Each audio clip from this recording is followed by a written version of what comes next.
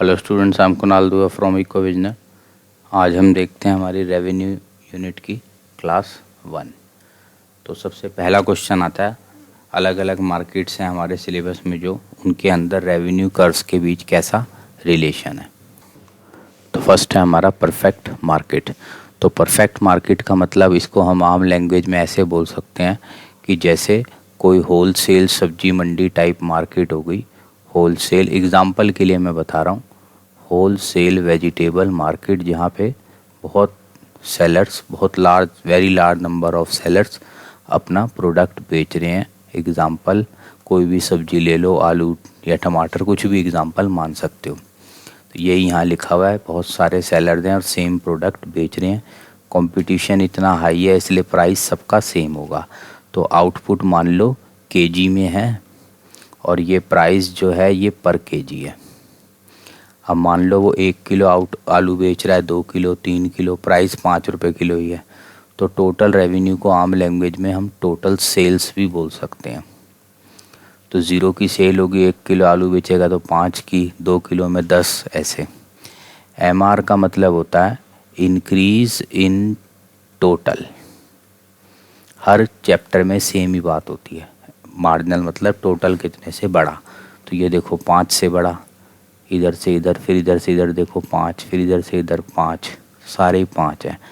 Average revenue का दूसरा नाम प्राइस ही होता है और इसका फॉर्मूला बोलें तो फॉर्मूला होता है टोटल रेवेन्यू अपॉन आउटपुट।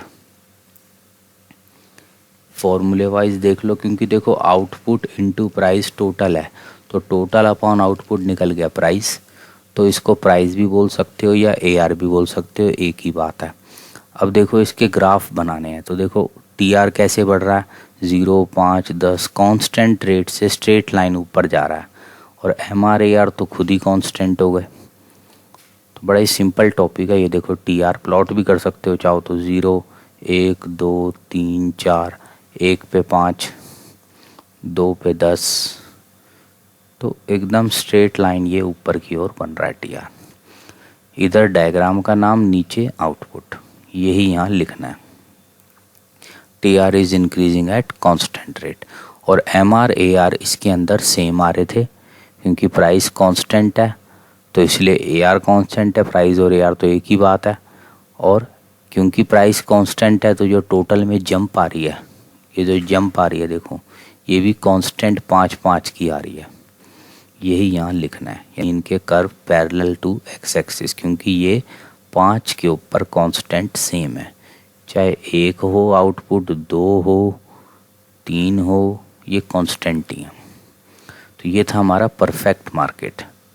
अब देखते हैं हम इम्परफेक्ट मार्केट। इसका एग्जांपल कोई भी हमारे आसपास जो नॉर्मल मार्केट है, कोई भी ले सकते हो तुम, ठीक है। जैसे मान लो कि हमारे आसपास कपड़ों की मार्केट है, शूज़ की है, या ब्रांडेड प्रोडक्ट्स हैं कोई, तो ये कुछ भी नॉर्मल ले सकते हो, ठीक है, नॉर्मल। अब नॉर्मल मार्केट में क्या होता है, इम्परफेक्ट मार्केट की हम खास बात कर रहे हैं कि जितना आउटपुट ज़्यादा हम बेचते हैं, प्राइस हम कम कर देते हैं, क्योंकि पहले का ही हम प्राइस हाई लेते हैं। तो मान लो आउटपुट अगर 1 है तो प्राइस हमने ले लिया 10 रुपये, ठीक है। ये कोई होल सेल मार्केट नहीं है। और 2 है, अगर 2 यूनिट बेचना है तो इस मार्केट में हम रेट कम कर सकते हैं, क्योंकि इसमें कोई इतना ज़्यादा कंपटीशन नहीं होता। पहली वाली में तो इतना ज़्यादा कंपटीशन था कि हमें बड़े लो प्राइस पे काम करना पड़ता है।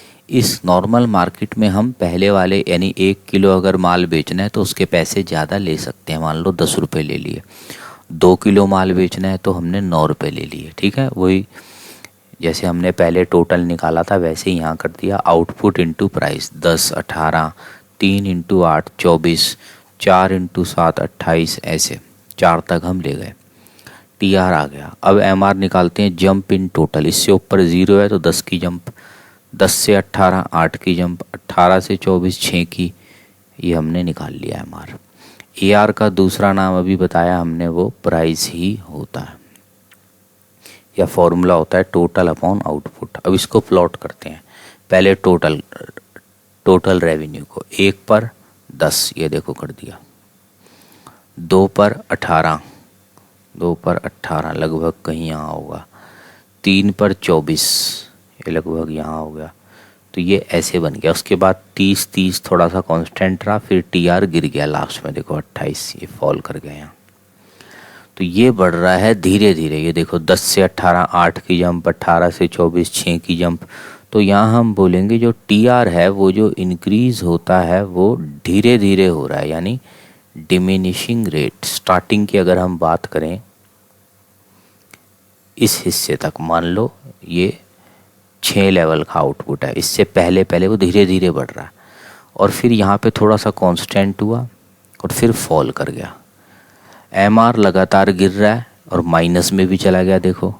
तो एमआर को प्लॉट करो, 10 8 6 4, यहाँ पे 0 है फिर माइनस, तो ये एमआर हो गया नीचे वाला हमारा।